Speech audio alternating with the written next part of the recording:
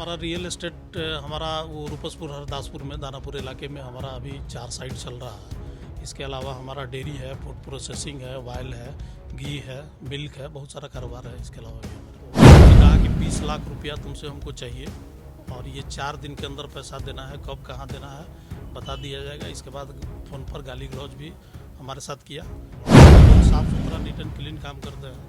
हमारे ऊपर किसी भी प्रकार का कोई FIR नहीं या कोई शिकायत नहीं, किसी से कोई ज़मीनी विवाद नहीं। बिजनेसमैन के लिए तो पटना दिक्कत है और हम लोग जिस तरह से व्यवसाय फैला रहे हैं और सरकार से भी हम आग्रह करेंगे कि हम लोग जिस तरह से टैक्स वगैरह पे करते हैं, लेकिन सरकार उतना सपोर्ट बिजनेसमैन के लिए नहीं करती है। नमस्कार, मैं हूं देवांशु, आप देख रहे हैं न्यूज़ फॉर नेशन। बिहार में एक बार फिर से एनडीए की सरकार बन गई है। इस बीच पटना के जाने माने बिल्डर से फोन पर 20 लाख की रंगदारी जो है वो मांगी गई है। हमारे साथ बात करने के लिए इस वक्त सुमित जी होंगे। बिल्डिंग से जुड़ा हुआ काम करते हैं और साथ ही दूध व्यापार से भी जुड़े हुए हैं और साथ ही तेल व्यापार से भी जुड़े हुए हैं। सरकार बनी है एनडीए की और बनते ही आपको शायद फोन आया, आपने बताया। चल हमारे पास 2 तारीख को 11:30 बजे एक कॉल आया। उसमें कहा गया कि पुलमैन बिल्डिकॉन से सुमित बोल रहे हो। हमने कहा कि जी बोल रहा हूँ। तो उधर से कहा गया कि हम बिजली विभाग से SDO साहब बोल रहे हैं। हम लोग जी बोला जाए। तो हमसे हमारा बिल से संबंधित जानकारी लिया। जानकारी लेने के बाद हमसे तुम-ताम करके बात ही कर रहा था। तो हमें भी थोड़ा लगा कि कोई पदाधिकारी इस तरह से बात नहीं करेगा। इसके बाद सीधे कहा गया कि मुद्दे पर आओ। हम कि बोलिए। तो हमसे कहा कि 20 लाख रुपया तुमसे हमको चाहिए और ये 4 दिन के अंदर पैसा देना है। कब कहाँ देना है बता दिया जाएगा। इसके बाद फ़ोन पर गाली गलौज भी हमारे साथ किया। करने के बाद कहा कि अगर पैसा नहीं दोगे तो जान से तुमको हाथ धोना पड़ेगा और हम तुम्हारे एक एक एक्टिविटी को नज़र बनाए हुए हैं। तो पुलिस में भी शिकायत की आपने? उसके बाद हम सेंट्रल SP साहब से भी बात किए। इसके बाद थाना प्रभारी महोदय से भी हम बात किए। बात करने के बाद थाना प्रभारी महोदय बोले कि आप एक आवेदन दे दीजिए हमारे यहाँ। तो उनके यहाँ करीब 1 घंटे के बाद हमने जाके आवेदन दिया।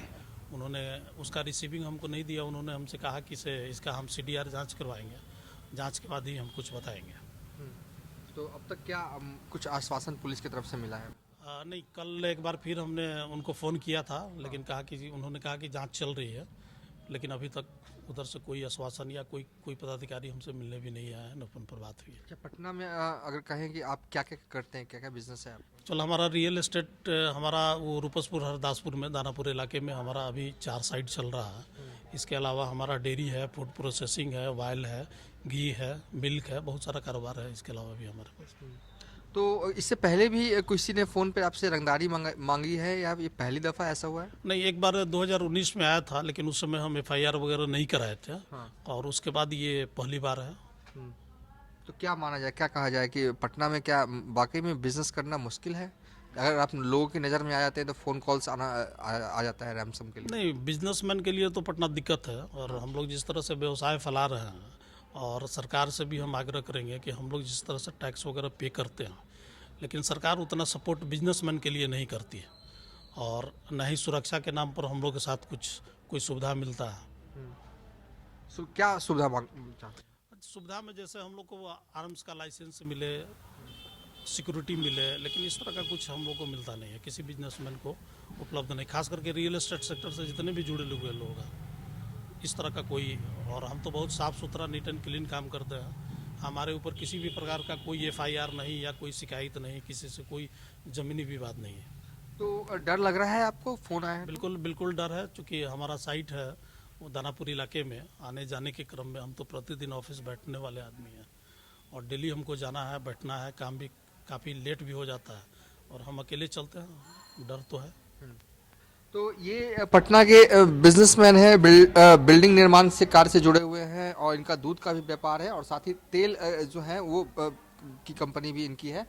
तो लेकिन सरकार बनी है एनडीए की, आप पुलिस के पास गए हैं क्या? किसी नेता के पास भी गए हैं कि आप कुछ मदद कीजिए? नहीं, हम किसी नेता के पास नहीं गए। बिजनेसमैन है, आपकी बात सुना जाएगा? नहीं, सुना जाएगा, बट हम किसी पॉलिटिकल पार्टियों से भी हमारा कोई संबंध नहीं रहा है और हम सीधे प्रशासन में जाना मुनासिब समझे। तो पुलिस की तरफ से क्या कुछ कहा गया है अब तक? मतलब अभी तक हम अपनी कार्रवाई से हम बिल्कुल 48 घंटा से ज़्यादा समय हो गया और पुलिस की तरफ से कोई भी आश्वासन हमको नहीं मिला। देखिए, 48 घंटे से वक्त से ज़्यादा हो गया इनको फ़ोन आए हुए। फ़ोन पर एक व्यक्ति इनको कहता है कि 20 लाख रुपए दे दो, नहीं तो तुम्हें जान से मार देंगे। 48 घंटे से ज़्यादा हो गया, पुलिस के पास ये गया है, शिकायत भी की है, लेकिन अब तक जो है वो कोई कार्रवाई जो है वो नहीं हुई है। फिलहाल अभी तक के लिए इतना ही। आप देखते रहिए न्यूज़ फॉर नेशन।